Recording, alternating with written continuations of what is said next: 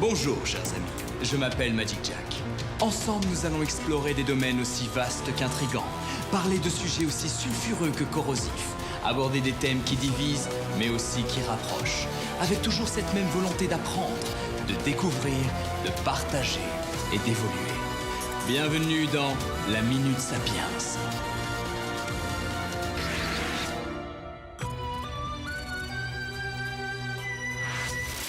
Le doute. Il y en a qui ne doutent de rien. Ce n'est pas un compliment. Autour de nous, les gens qui ne doutent de rien ont des certitudes dont ils tardent obstinément à comprendre qu'elles sont fausses. Les cons, ça ose tout. C'est à ça qu'on les reconnaît. D'autres doutent de tout, surtout de ce qui les dérange, de ce qui contredit leurs intuitions. Et ils pensent que personne, jamais, ne produira de vraies connaissances. C'est humain. Le doute horripile les vendeurs de certitudes. Il scandalise les partisans d'une vision dogmatique et figée du monde. Il faut donc en mettre partout. Le doute est l'arme quotidienne des scientifiques, des journalistes, des philosophes et de tous ceux qui ne raffolent pas de l'idée d'avaler tout ce qu'on leur raconte. Pratiquer le doute un peu tous les jours, c'est s'habituer à vérifier ce qu'on croit savoir, à croiser les sources et à changer d'avis au gré de ce qu'on apprend. Doutons, chers amis, doutons des slogans publicitaires, des promesses de campagne, des informations non sourcées, des rumeurs virales. Mais doutons aussi du doute. Tout est poison, rien n'est poison. C'est la dose qui fait le poison. En matière de dosage, le doute est un défi constant. Descartes a poussé l'exercice à l'extrême. Il a douté de tout, sauf de l'existence de Dieu. Personne n'est parfait.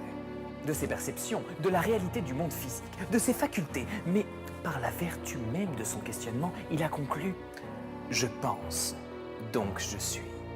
On peut aller plus loin encore en doutant de l'existence de Descartes. Après tout, vous ne l'avez jamais rencontré, n'est-ce pas? Cela invalide-t-il en partie sa conclusion? En tout cas, le doute poussé à l'extrême anéantit toute possibilité de connaissance, car tout devient à la fois vrai et faux. Ce qui n'est pas reposant, ce qui n'est pas précis, ce qui n'est pas très efficace. Le doute n'est donc pas une fin en soi, et le doute n'est pas le soupçon. Ceux qui suspectent un complot derrière chaque événement marquant ou bizarre, qui devinent on ne sait comment des conflits d'intérêts, des motivations crapuleuses, ceux-là, finalement, ne doutent guère de leurs soupçons. Certes, la vérité absolue sur l'univers, la vie et le reste devraient demeurer inaccessibles quelque temps encore. Cela ne rend pas toutes nos idées sur le monde aussi fausses les unes que les autres.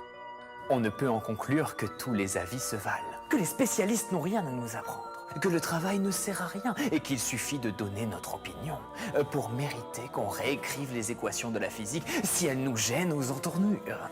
Douter suffisamment, raisonnablement, sans excès, des propos que l'on entend comme de nos convictions personnelles. Voilà qui relève d'un art délicat.